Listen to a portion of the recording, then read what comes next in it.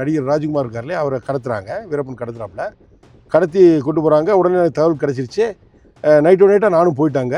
ஊதிக்குப்பம் அப்படின்னுலாம் ஒரு அந்த ஒரு பக்கத்தில் மாரியம்மன் ஒரு பெரிய கணவாய் மாதிரி, அது பெரிய கணவாய் மாதிரி, அங்கே டென்ட் போட்டிருக்காங்க. அதை பார்த்து வந்து தகவல் சொல்கிறாரு. அடுத்து அதை வந்து தாண்டி பண்ணாரி ரோடு பக்கம் போகிறாங்க, அங்கே டென்ட் போடுறாங்க, அதை பார்த்து சொல்கிறாரு. பண்ணாரி ரோடை கிராஸ் பண்ணுறவரை சொல்கிறார், நம்ம போகலை, நம்மகிட்ட துப்பாக்கி இருக்குது, நம்ம போனால் சண்டை நடக்கும், நம்ம ஜெயிக்கலாம் தோக்கலாம், எது வேணாலும் நடக்கும், ஆனால் நமக்கு பாதுகாப்புக்கு துப்பாக்கி இருக்குது, ஒரு டீமே இருக்குது. இவருக்கு என்ன இருக்குது? வீரப்பன் 1995 நினைக்கிறேன் இங்கே உள்ள அந்த படுகொலையெல்லாம் முடிச்சு அந்த பக்கம் போகிறாப்புல. அங்கே போய் அந்த மனைவியின் முன்னால் கணவனை கொள்கிறாப்புல. அவர் எந்த தப்புமே பண்ணலை, நல்லா தெரியும். போலீஸுக்கு பால் கொடுக்குறாரு. வீரப்பனாரால் கொல்லப்பட்டார்னு சொல்கிறாங்க. வீரப்பனாருக்கு கோபம் வர்ற அளவுக்கு உங்கள் கணவரும் மகனும் என்ன பண்ணாங்க, நீங்கள் என்ன பண்ணீங்கன்னு ஒரு கேள்வியை கேட்டால் அவன் மனுஷனா? நம்ம செர்ரி பழத்தை விட ப்ளூபெர்ரி தான் ரொம்ப சத்துள்ளதும்பாங்க. அதை விட சத்துள்ள பழங்கள் இங்கே இருக்குது. ஒவ்வொரு பழத்தோட பேர் நான் எழுதி வச்சுருக்கேன். நான் போகிற வழியில் இப்போ அதையும் நோட் பண்ண ஆரம்பிச்சிட்டேன். அதே மாதிரி கிழங்கு வகைகள், ஒரு 7-8 கிழங்கு வகைகள், சாப்பிடக்கூடிய கிழங்கு வகைகள் ஃபாரஸ்ட்குள்ளே இருக்குது. அதே மாதிரி நெல்லிக்காய், இலந்தப்பழம், மாங்காய், கல்பாசம், சாம்பிராணி, தேன், இப்படி அவங்களுக்கு கிடைக்கிற பொருள்கள் ஏகப்பட்டது இருக்குது. இதை அவங்க போய் எடுத்து வர்றதுக்கு ஃபாரஸ்ட்டில் உதவி செய்யலாம், அனுமதி கொடுக்கலாம். சில இடங்களில் கொடுத்துருக்காங்க, சில இடங்கள் கொடுக்கல. அது வந்து ஒரு இடத்துல கொடுத்து இன்னொரு இடத்துல கொடுக்காதனால பெரிய ஒரு மன கொதிப்போடையும் மன வருத்தத்திலையும் இந்த மக்கள் இருக்காங்க. அவங்க வாழ்வாதாரம் அவங்களுடைய காடு. அவங்க வந்து வேட்டையாட போகிறதில்ல, ஒரு காலம் வேட்டையாட போகிறதில்ல. அதில் எவனா ஒருத்தர் வேட்டையாடா எனக்கு ஹையஸ்ட் பனிஷ்மெண்ட் என்னதோ கொடுங்க நீங்கள். ஆனால் அவருக்கு வேண்டிய நெல்லிக்காயை எடுக்க விடுங்க, கடல் பாசம் அவங்களுக்கு கிடைக்கிற சீமாத்து புல் எடுக்க விடுங்க, அது எல்லா இடத்துலையும் சமமாக எடுக்க விடுங்க. அப்படிங்கிறது தான் என்னுடைய முக்கியமான கண்டுபிடிப்பு. என்ன நான் பார்த்ததில் எனக்கு அது ஒரு பெரிய விஷயமா இருக்குது. ஆதிவாசி மக்கள் அதனால் ரொம்ப கஷ்டப்படுறாங்க. அதனால் அது டிபார்ட்மெண்ட் அதுக்கு அனுமதி கொடுக்கணும். அது சம்மந்தமாக எனக்கு தெரிஞ்ச பெரிய அதிகாரிகளை வச்சு டிபார்ட்மெண்ட்டு, ஃபாரஸ்ட் டிபார்ட்மெண்ட்டையும் அரசாங்கத்திலையும் பேசி அது கண்டிப்பாக அதை செஞ்சே ஆகணும். நம்ம கீழே கிடைக்கிற மாதிரி அதே அளவுகோலில் உள்ள மின்சாரம் இங்கே கிடைக்கல. அதுக்கு இங்கே வந்து சப்ஸ்டேஷன், பவர் ஸ்டேஷன்லேயே சப்ஸ்டேஷன் இருக்குது, அது இங்கே அமைக்கணும். அதே மாதிரி சோலார் பவர் நிறைய இங்கே கொடுக்கலாம். எவ்வளவோ இதில் வந்து என்னெல்லாமோ ஃபண்ட் இருக்குங்க, சிஎஸ்ஆர் ஃபண்டோ என்னெல்லாமோ சொல்கிறாங்க கம்பெனிஸில். அவங்க அழகாக இந்த தானே முன் வந்து சோலார் கம்பெனிகள் இங்கே வந்து சோலார் மின்சாரத்தை கொடுத்தாங்கன்னா அதுலேருந்து மோட்ரு, தண்ணி எடுத்துக்கலாம், கரண்ட்டு, ஸ்ட்ரீட் லைட்ஸு. ஏன்னா ஸ்ட்ரீட் லைட்ஸ் இல்லாதனால நிறைய கிராமங்களில் பார்த்தேன், ஸ்ட்ரீட் லைட்ஸ் இல்லாதனால க்ரைமெல்லாம் இங்கே ஒன்றுமே இல்லை மேடம். இல்லை இங்கே வந்து அதான் சொல்கிறேன்ல, கீழே இருக்கிறதுக்கும் இங்கே எவ்வளோ வித்தியாசம். இந்த திருட்டு, கொலை, லேடிஸ் தப்பு பண்ணுறதுலாம் இங்கே ரொம்ப கம்மி. இப்போ ஸ்ட்ரீட்டில் நிறைய கிராமத்தை சுற்றி அதிகமான விளக்கு இருந்தாலே ஒரு மிருகம் வர்றதை ஈஸியாக கண்டுபிடிச்சிடலாம். அதே மாதிரி ஒரு கிராமத்துக்கு ஒரு சிசிடிவி கேமரா வச்சு கொடுக்கலாம். யானை உள்ள நுழையிறதுக்கு முன்னாலே அதை கண்டுபிடிச்சி உடனடியாக அதை விரட்டுறதுக்கு உண்டான ஏற்பாடு பண்ணலாம். ஒரு சோலாரு, அதன் மூலமாக ஒரு சிசிடிவி கேமரா எங்கே வைக்கலாம். அதுபோக ஃபாரஸ்ட் டிபார்ட்மெண்ட்டில் கண்டிப்பாக ட்ரோன் அவங்க யூஸ் பண்ணாங்கன்னா, என்னுடைய அனுபவத்தில் சொல்கிறேன், ட்ரோன் யூஸ் பண்ணாங்கன்னா கண்டிப்பாக விலங்குகளுடைய ஆபத்து மனிதர்களுக்கு வராது. அதுக்கு முன்னால் சீக்கிரமாக கண்டுபிடிச்சி நம்ம விலங்குகளை உள்ளே துரத்திடலாம். உதவி செய்கிறதுக்கு நிறைய பேர் வரணும். ஏன் ஒரு ஆளால் அதெல்லாம் செய்ய முடியாது. நான் வந்து ஒரு வீம்பு பிடிச்சாள், நான் செஞ்சிருவேன் அப்படின்னு சொல்லி முரட்டுத்தனமாக இறங்குறது என்னுடைய பழக்கம். இறங்கிட்டேன். பையங்க நிறையா இந்த எல்லாருமே ஒரு தடவை என் கூட வர ஆரம்பிச்சிட்டாங்க. ஆனால் பத்தாது. பல துளி பெருவெள்ளம்ங்கிற மாதிரி ஒரு ஆள் கொஞ்சம் செய்ய ஆரம்பித்து ஒரு ஆளாக செய்ய ஆரம்பிச்சோன்னா அதே ஒரு பெருவெள்ளம் ஆயிரும். இப்போ எல்லா உதவிகளும் அவங்களுக்கு கிடைச்சிடும். இப்போ வந்து இன்னும் அந்த பழைய வீரப்பன், அதிரடிப்படை இப்படின்னு பேசிக்கிட்டு இருக்கிறதுல பிரயோஜனம் இல்லை. இப்போவும் அதை வச்சு தான் சீரியல் எடுக்கிறது, யூடியூபர்ஸ் வந்து அதை பயன்படுத்துறது. அவங்களுக்கு அவங்க ஏதாவது செய்யலாம். ரொம்ப வருத்தப்படக்கூடிய விஷயம் நான் பதிவு பண்ணி ஆகணும். நல்லூரில், கர்நாடகாவில் இருக்க நல்லூர், நம்ம கர்நாடகா பாடுற மேக்ஸிமம் தமிழ் ஸ்பீக்கிங் பீப்புள் தான். அங்கே ஒரு பால்காரர் ராஜுன்னு இருக்கிறார். அவர் வந்து அந்த நல்லூரில் வீரப்பன் ஆதரவாளர்கள் அப்படின்னு சொல்கிறாங்க. நான் பார்க்காத பேச விரும்பல, ஆனால் அங்கே சப்போர்ட்டர்ஸ் இருக்கிறத நிறையா இருக்குதுன்னு சொல்கிறாங்க. இப்போது அங்கே போய் அதிரடிப்படை, கர்நாடகா அதிரடிப்படையோ ஒரு அதிரடிப்படை அங்கே கேம்ப் போட்டிருக்காங்க. இந்த பால்காரர் ராஜுங்கிறவர் கொடுத்து ஆகணும் பால். அவர் பால்காரர், பால் விற்பனை அவரோட தொழில். அங்கே ஒரு கேம்ப் போட்டால் அந்த கேம்புக்கு நிறைய பேர் போலீஸ் இருப்பாங்க, அவங்களுக்கு பால் கொடுக்கணும். அவர் அந்த பாலை அவங்களுக்கு சப்ளை பண்ணுறாரு. காலப்போக்கில் இப்போ அவர் பால்காரர் ராஜுக்கு சப்ளை பண்ணுறாரு, கொஞ்சம் வசதியாக இருக்கிறாரு. அதனால் இவர் வந்து போலீஸ் இன்ஃபார்மர்னு அவரை உருவாக்கி ஒரு காசிப்பை கொண்டு வந்து இந்த தகவல் வீரப்பனுக்கு போய் வீரப்பன் 1995 நினைக்கிறேன் இங்கே உள்ள இந்த படுகொலையெல்லாம் முடிச்சு அந்த பக்கம் போகிறாப்புல. அங்கே போய் அந்த மனைவியின் முன்னால் கணவனை கொல்றாப்புல. அவர் எந்த தப்புமே பண்ணலை, நல்லா தெரியும். போலீஸுக்கு பால் கொடுக்குறாரு, கொண்டுட்டாப்புல. அங்கே அவர் பையன் இருக்கிறான், அவன் என்ன தப்பு பண்ணான், அவனையும் கொல்றார். 2 பேரையும் ஒரு பெண் முன்னால், ஒரு தாயின் முன்னால் கணவனையும் மகனையும் கொன்று போட்டு அப்படி ரத்த வெள்ளத்தில் போட்டு போயிடுறாங்க. காலங்கள் கடந்து போச்சு. அவங்களுக்கு அவங்க அந்த வாழ்க்கையில் கணவனை இழந்தாச்சு, மகனை இழந்து அந்த அம்மா வருத்தப்பட்டத்தோடு உட்காந்துருக்காங்க. வயசாகி போகிற அம்மா உட்காருக்காங்க. கொஞ்ச நாளைக்கு முன்னால் ஒரு யூடியூபர் போகிறார், போய் அந்த அம்மாட்ட கேட்குறாரு, அம்மா உங்கள் கணவரையும் மகனையும் வீரப்பனார் கொன்னுட்டாரு அப்படின்னு சொன்னாங்க. வீரப்பனாரால் கொல்லப்பட்டார்னு சொல்கிறாங்க. வீரப்பனாருக்கு கோபம் வர்ற அளவுக்கு உங்கள் கணவரும் மகனும் என்ன பண்ணாங்க, நீங்கள் என்ன பண்ணீங்கன்னு ஒரு கேள்வியை கேட்டால் அவன் மனுஷனா? அப்போது வீரப்பன் செய்த கொலைகள் எதுவுமே அதை செய்யலாம். அவர் எந்த கொலை வேணாலும் பண்ணலாம், அது ரசிக்கக்கூடிய கொலை. அப்படி ஒரு எண்ணம் சில மக்கள்கிட்டையும் யூடியூபர்ஸுக்கு தப்பு இல்லையா மேடம்? அந்த தாயோட மனசு எவ்வளோ வேதனை. அந்த தாய் பதறி போய் உட்காந்துருக்குது. தன்னுடைய வேதனைகளை எல்லாம் அடக்கிக்கிட்டு எங்கள் ஊராக இருந்தால் எதையா எடுத்து வெட்டியிருப்பாங்க. அந்த அம்மாவுக்கு அது தெரியல, அது பதறிக்கிட்டு. அப்போது அந்த பயம் அந்த அம்மா மனசில் இருக்குது. இந்த யூடியூபரை எதிர்த்து ஒரு கேள்வி கேட்க முடியல அந்த அம்மாவால். ஏன் இப்படி கேட்குறீங்க, நியாயமாயா? என் மகனையும் என் கணவனையும் இழந்துட்டு உட்காந்துருக்கிறேன், வீரப்பனாருக்கு நாங்கள் என்ன, அவர் கோவம் வந்தால் அப்போ கொல்லலாமா? இப்போ நம்ம பார்த்து அந்த கெத்தேசால் கிராமம் நல்லா யோசிச்சு பாருங்கள். அவங்க நீங்களே நல்லா பார்த்தீங்க. வீரப்பன் யாருன்னே தெரியாது அவங்களுக்கு. வீரப்பன் ஒரு ஆளை கேள்விப்பட்டதில்லை, பார்த்ததில்லை, எதுவுமே கிடையாது. அவங்க யாரோ காட்டுக்குள்ளே இருக்கிறாங்க, கும்பலாக இருக்காங்க, துப்பாக்கியோடு இருக்கிறாங்க. அப்படி ஒரு தகவலை வெளியே சொல்கிறது அவங்களுடைய சாதாரண மனிதனுடைய வேலை. அது கடமை கூட கிடையாது, யாராக இருந்தாலும் சொல்லுவாங்க. அந்த மாதிரி அதை அவங்க சொன்னது இந்த மீடியாவில் பார்த்தா காட்டி கொடுத்தவர்கள் கொலை. ஃபஸ்ட்டு வீரப்பனை காட்டி கொடுக்கக்கூடாது, இவங்களே முடிவு பண்ணிட்டாங்க. காட்டுக்குள்ளே பார்த்த ஒரு விஷயத்த வெளியே சொல்கிறாங்க, அவ்வளோதான். அது காவல்துறை காதுக்கு போகுது. அவங்க அந்த சட்டத்தால் அறிவிக்கப்பட்ட குற்றவாளி, நீதிமன்றத்தால் அறிவிக்கப்பட்ட குற்றவாளியை தேடி போகிறாங்க. இதுக்கு அந்த மக்கள் என்ன பண்ணாங்க, சரி வீரப்பன் இறந்து போயிட்டாப்புல, ரைட்டு, வீரப்பனுக்கு அது பிடிக்கலை, கொண்டுட்டாப்புல. அதுக்கு பிறகு நம்ம அதை தாங்கிட்டு இருக்கணுமா, சப்போர்ட் பண்ணிக்கிட்டு இருக்கணுமா?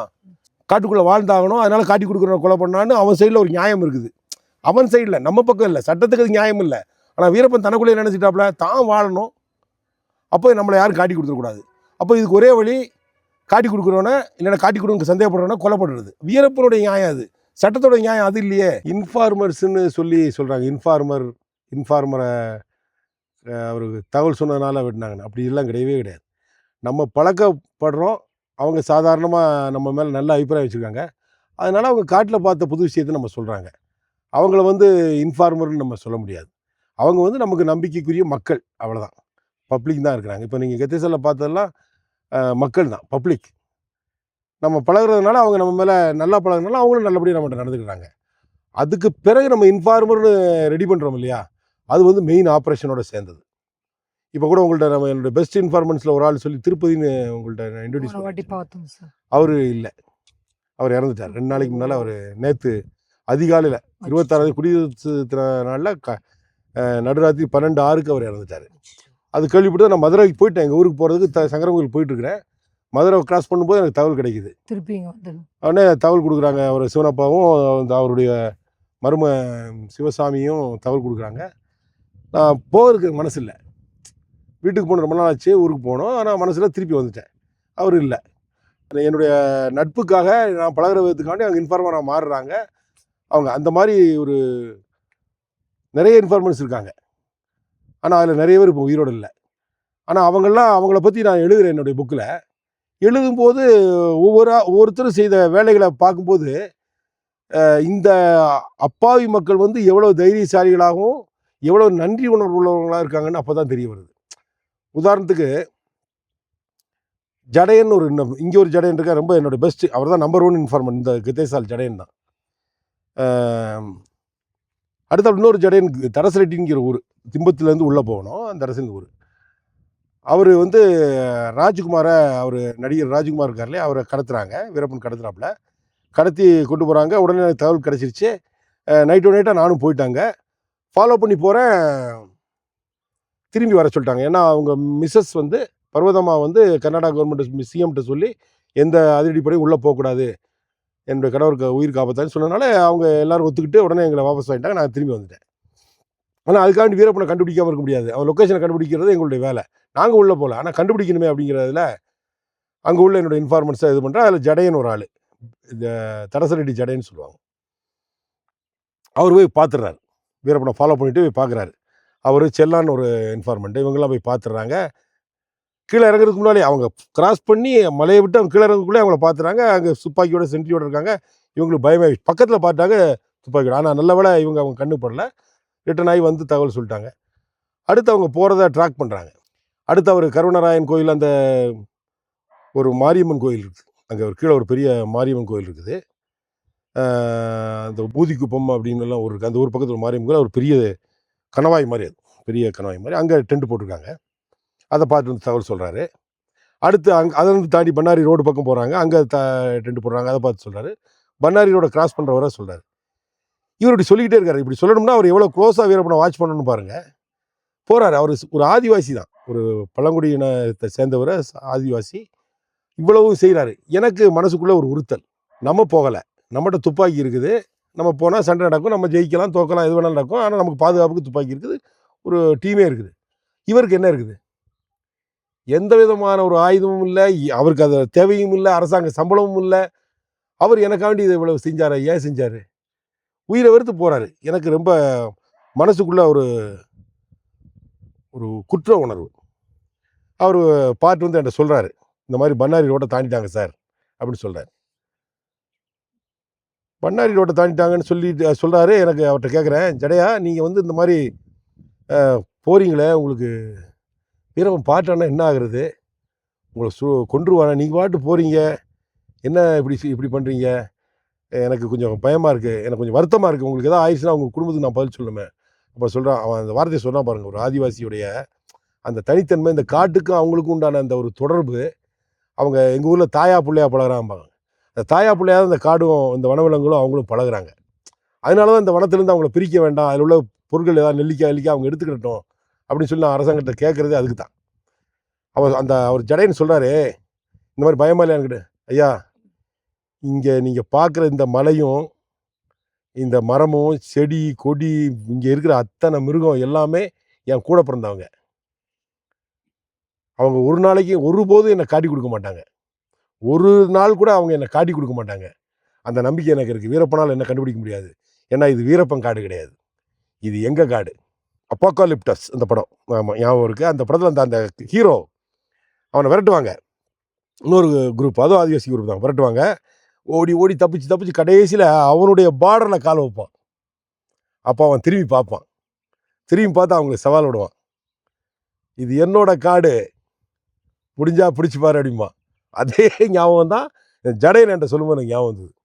ஐயா, இது எங்கள் காடு, வீரப்பன் காடு கிடையாது அப்படிப்பட்ட இன்ஃபார்மெண்ட்ஸ். பிறகு ஒரு வார்த்தை சொன்னான். நிறைய பேர் கூட கமெண்ட்டில் கூட சொன்னாங்க, அவன் பேசுகிறேன்னு. அப்படி பழகிருச்சு. ஏன்னா நாங்கள் ஒரு நண்பர்கள் மாதிரியே பழகுறோம். இந்த வார்த்தையை அவன் சொன்னான், அப்படி போனால் உயிர் போயிட்டு போதியா, நீங்கள் என் குடும்பத்தை பார்த்துக்கிட மாட்டீங்களா, என் குடும்பத்தை நீங்கள் பார்த்துக்கிட மாட்டீங்களான்னு சொல்கிறான். இதுக்கு மேலே நான் என்ன பண்ணுறது? அதை எழுதி முடிச்சதும் அப்படியே கிளம்பிட்டு. ஜடையனுக்கு என்னாச்சு, அவன் சொந்தக்காரங்களுக்கு என்னாச்சு, அதே மாதிரி எல்லா ஊரில் இருக்க இன்ஃபார்மெண்ட்ஸுக்கு என்னாச்சு. அதை எழுதும்போது கண்ணீர் வந்துருச்சு. இதுக்கு மேலே தாமதிக்கக்கூடாதுன்னு இறங்கிட்டேன். அதே மாதிரி நிறைய இன்ஃபார்மெண்ட்ஸ், வெள்ளியங்கிரின்னு ஒரு கீழே நம்ம ராமபயலூர் சொல்லுவாங்க, வீரப்பன் கடைசி ராஜ்குமாரை வச்சுக்கிட்டு இந்த இடத்துக்கு பக்கத்தில், அவரெல்லாம் அப்போ உயிரோடு இல்லை, வெள்ளியங்கிரிலாம் இறந்துட்டார். ராஜுன்னு ஒரு இன்ஃபார்மெண்ட்லாம் விட்டாங்க. இவங்களாம் வீரப்பனை ஓப்பனாக சவால் விட்டாங்க. வீரப்பன் வந்து இவங்களெல்லாம் வர சொல்கிறாப்புல. ஊர்க்காரங்க பூரா போய் வீரப்பன் காலில் விழுந்து கும்பிட்டுட்டு, ஐயா நாங்கள்லாம் போலீஸுக்கு தகவல் இனிமேல் சொல்ல மாட்டோம், எங்களை மன்னிச்சிருங்க அப்படிங்கிற மாதிரி. அப்போ ராஜுவை வர சொல்லுங்கள், நான் அவனை கொல்ல மாட்டேன், என்னை வந்து மன்னிப்பு கேட்க சொல்லுங்கள், இனிமேல் போலீஸ் கூட மோகன் தாஸ் கூட போகக்கூடாது, மன்னிப்பு கேட்டு ஒழுக்கமாக ஊரில் இருக்க சொல்லுங்கன்னு சொல்கிறான். ராஜுட்டு வந்து அவங்க அண்ணன் வந்து கூப்பிட்றாரு, காலப்பண்ண அவர் பேர். அவர் வந்து ராஜு வாடா உன்னை வீரப்பன் கூடுறாப்புல, போலீஸ் கூட நம்ம போகாமல் இருந்தால் போதும், வீரப்பன் ஒன்றும் செய்ய மாட்டாப்புல, இல்லைன்னா உன்னை கொண்டுருவாப்புல அப்படிங்க. வீரப்பன் என்ன கொள்வது? நான் வீரப்பனை வந்து பார்க்கணுன்னு அவசியம் இல்லை. அப்படி வீரப்பன் வரணும்னா இங்கே வரட்டும், என்னை கொண்டு பார்க்கட்டும், என்னால் முடிஞ்ச நானும் பண்ணுறேன், வர சொல்லுங்க இங்கே அப்படி. கிட்டத்தட்ட ஒரு 100 மீட்டரில் தான் இருக்காப்புல.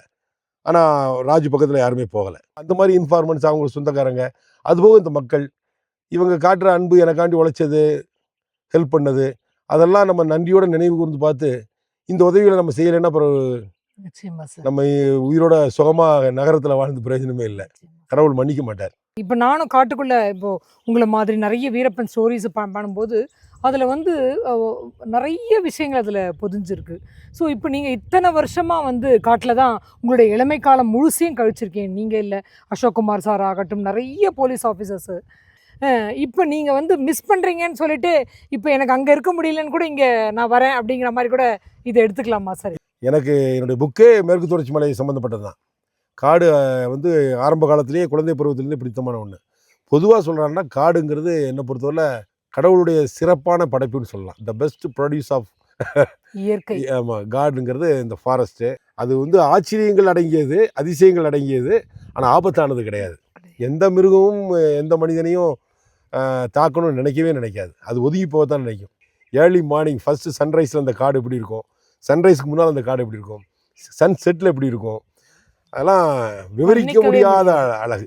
அவ்வளோ பல வகைகள் இருக்குது. உயிர் வாழ்ந்துடலாம். ஒரு பையன் 5 நாளாக காணாமல் போயிட்டான். ஆள் எங்கே போனானே தெரியல. ஏதோ மனநிலை மோசமாக என்னன்னு தெரியல. அந்த அந்த 5 நாள் காணாமல் போன காட்டுக்குள்ளே இருந்தான். அந்த 5 நாள் ஏதாவது இருக்கிறது சாப்பிட்டு தான் இருந்தானா காட்டுக்குள்ளே போயிட்டான். காட்டுக்குள்ளே போய் 5 நாள் இருந்துட்டு உயிரோட திரும்பி வந்திருக்கிறான். அவனை எந்த யானையும் ஒன்றும் செய்யலையே. சின்ன பையன். காட்டை ஆதிவாசிகள்கிட்ட இருந்து காட்டை பிரித்து நீங்கள் காடை நல்லாக்குன்னு நினச்சி எந்த டிபார்ட்மெண்ட் நினச்சாலும் நீங்கள் காட்டையும் காப்பாற்ற முடியாது. ஆதிவாசியை பிரித்து நீங்கள் காட்டை வளர்க்க முடியவே முடியாது. ஒரு இறப்பையும் சொல்ல தெரியல, ஒரு வாழ்வு, ஒரு நல்லது கெட்டது எதுவுமே அவங்களுக்கு சொல்ல தெரியாம நிலைமையில இன்னும் எத்தனையோ மலை கிராமங்கள்ல மக்கள் வசிச்சுட்டு வராங்க. அவங்கள பற்றி இல்லாமல் அவங்க மேலே வந்து வெளிச்சங்கள் வந்து படப்போகுது எப்போ அப்படின்னு எனக்கு தெரியல. இதை பார்க்குற எத்தனையோ நல்ல உள்ளங்கள் அவங்களால என்ன முடியும் அப்படின்னு சொல்லி அந்த மெயில் ஐடி மூலியமாக உள்ளே வாங்க, கான்ட்ரிபியூட் பண்ணுங்கள். உங்களுடைய எல்லா விஷஸும் வந்து உங்களுடைய எல்லா உதவியும் வந்து இங்கே தேவைப்படுது இந்த மக்களுக்கு. உங்களால் ஒருத்தர் இந்த விஷயத்தில் வந்து ஒரு நல்லது நடந்தது அப்படின்னு சொன்னால் கூட அது வந்து கடவுளுக்கு முன்னாடி வந்து அது மிகப்பெரிய ஒரு விஷயமா தான் நான் பார்க்குறேன். வளர்ச்சி பணிகள், இந்த மக்களுக்கான பணிகள் என்ன எடுக்கணும் அப்படிங்கிறத தயவு செய்து சிந்திக்க வேண்டிய நேரம் வந்துருச்சு. அதுக்காக வந்து முன்னெடுக்க வேண்டிய முயற்சிகள் நிறைய இருக்குது. அதை நம்ம செய்வோம். நன்றி, வணக்கம் சார். நன்றி சார்.